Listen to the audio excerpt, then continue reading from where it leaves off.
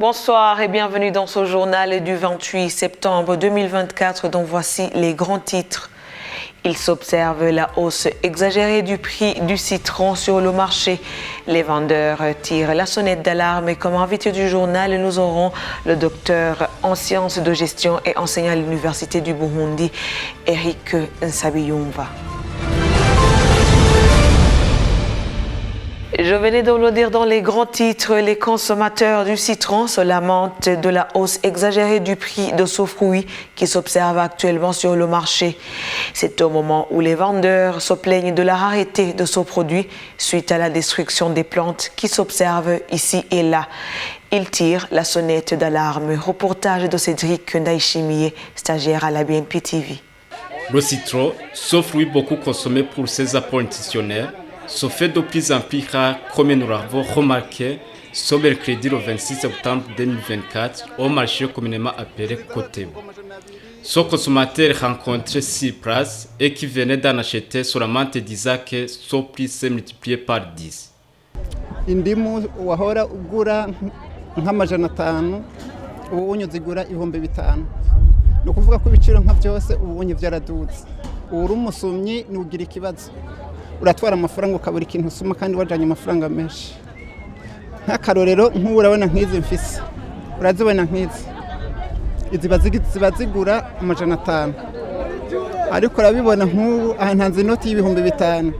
Ibihumbi 5 kera byakora ikintu kinini.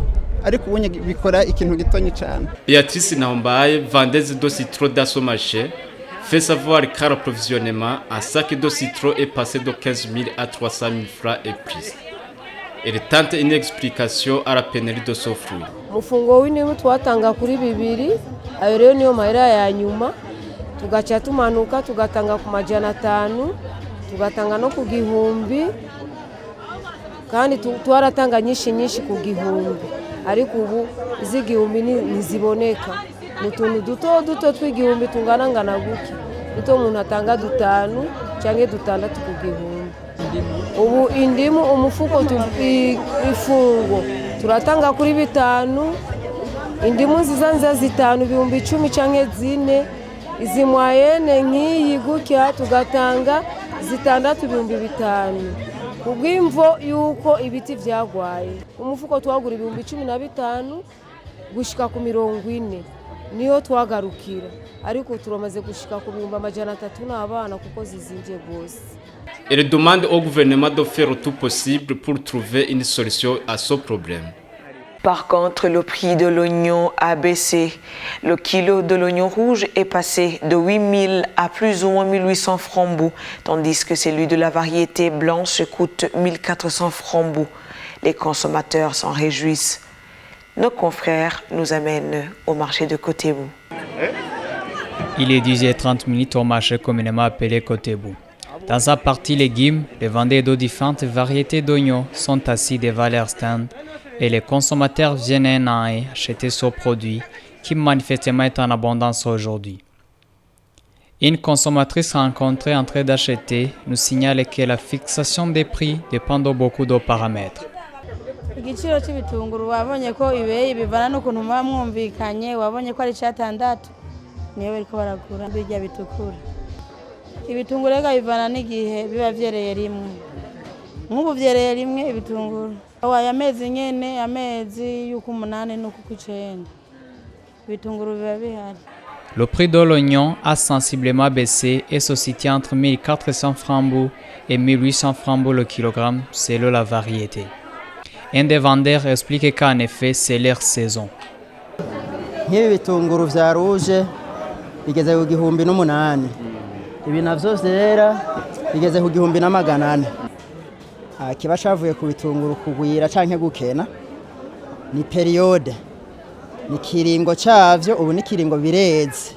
Nk'ubu nk'akarorero Kirundo yejeje bitunguru biraboneka cyane, canke Gitega yejeje bitunguru biraboneka cyane. Mu gihe biba vyakenye naho aho hantu habiri nimaze kuvuga biba vyameze nk'ibipunguka, ico gihe bica bibura. Le prix de l'ail a aussi baissé et sillonne entre 18 000 et 20 000 francs le kilogramme au moment où, il y a de cela 2 semaines, le même kilogramme s'achetait 25 000 francs.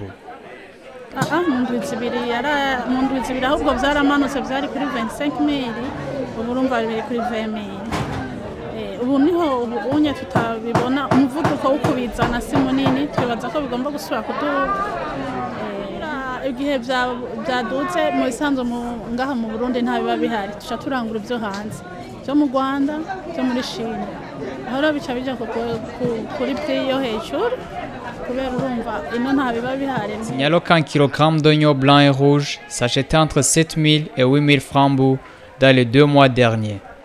Merci à Richard Ndouayez. Dès ce 29 septembre 2024, tout bus de transport en commun exerçant en mairie de Bujumbura devra porter des autocollants indiquant son itinéraire.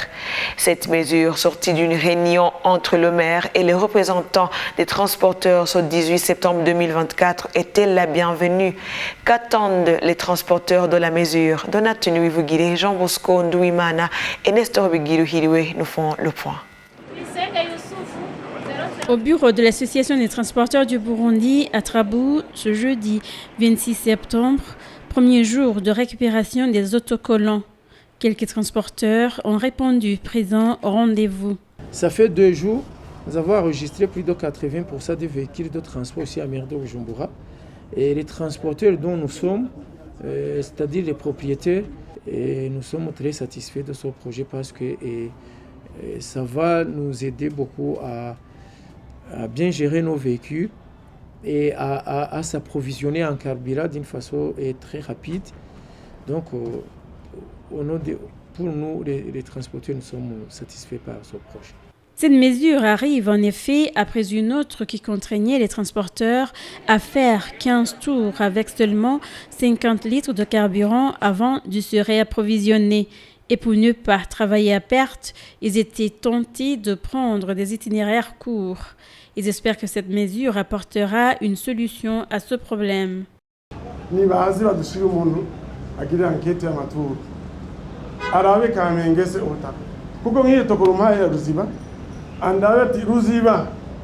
Avec 15 tours, azonywa 70 litres, azonywa 80. Monsieur, abo se chauffeur barabizi. Monsieur kuja mu ruziba ngunywe 50 litres ngo zofora hejeje. Ni bya bintu tangora gukora mu kinyegero mu manyanga.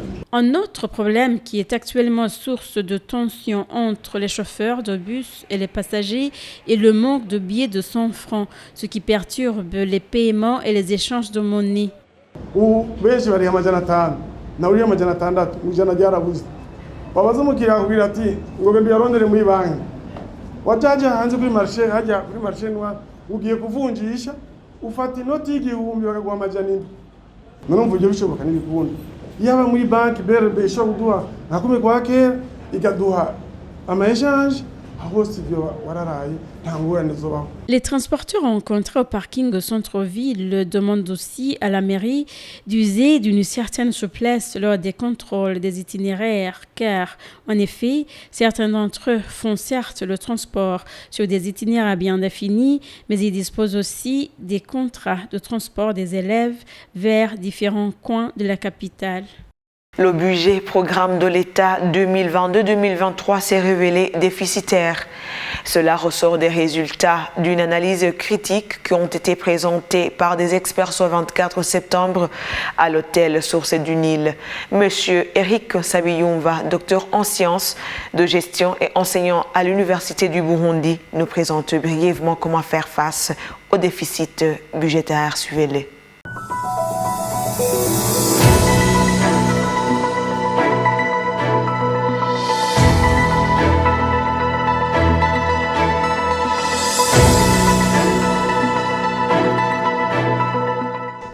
Cette situation de déficit budgétaire se produit lorsque on fait face à une évolution croissante des dépenses plus que de recettes. Alors, dans cette situation d'évolution sans cesse croissante de dépenses, on se retrouve inévitablement dans une situation, dans un état de déficit budgétaire. Alors, quand on est en face à cette situation, il y a plusieurs possibilités, plusieurs alternatives. soit l'État se retrouve dans une situation d'endettement, même de surendettement si vous voulez. Sinon, l'endettement peut se faire au niveau interne comme au niveau externe. Mais là, lorsqu'on est en phase de surendettement, déjà, on est en quelque sorte en situation de crise de confiance de la part des partenaires. Parce que pour qu'on vous accorde un crédit, il faut que vous soyez crédible. Donc, dans cette situation-là, ça peut être un peu complexe parce qu'on est trop endetté. Alors, pour gérer rationnellement, c'était, bon, disons, et si vous voulez, durablement le déficit, il faut savoir prioriser. Il faut prioriser les bons domaines, si on peut le dire comme ça, ou les domaines qui sont, si vous voulez, porteurs de croissance de l'économie de manière générale. Mais aussi, il faut gérer rationnellement le peu qu'il y a. Donc, éviter le plus possible de gaspillage. Et ensuite, augmenter l'impact autant que possible. C'est de cette manière-là qu'on peut gérer d'une certaine façon le déficit budgétaire. Et puis, si on n'est pas dans cette logique de l'investissement, si vous voulez, de l'investissement dans des domaines plus porteurs, il faut tout au moins savoir ajuster le budget. Or, l'ajustement, c'est ça qui a été toujours problème. C'est le constat qu'on a fait et qu'on a eu toujours des problèmes d'ajustement au niveau du budget. Voilà. Maintenant, nous sommes dans la dynamique de la vision du Burundi pays émergent 2040-2060. C'est une très bonne chose. Parce que faire la planification, ce qui le dit, Nelson Mandela disait qu'une vision sans action n'est qu'un rêve. Et une action sans vision, c'est du temps perdu en quelque sorte. D'accord? Donc, la vision est déjà là. Maintenant, il faut des actions vraiment concrètes. Des actions concrètes et à tous les niveaux. À tous les niveaux parce qu'atteindre cette vision demande beaucoup d'efforts.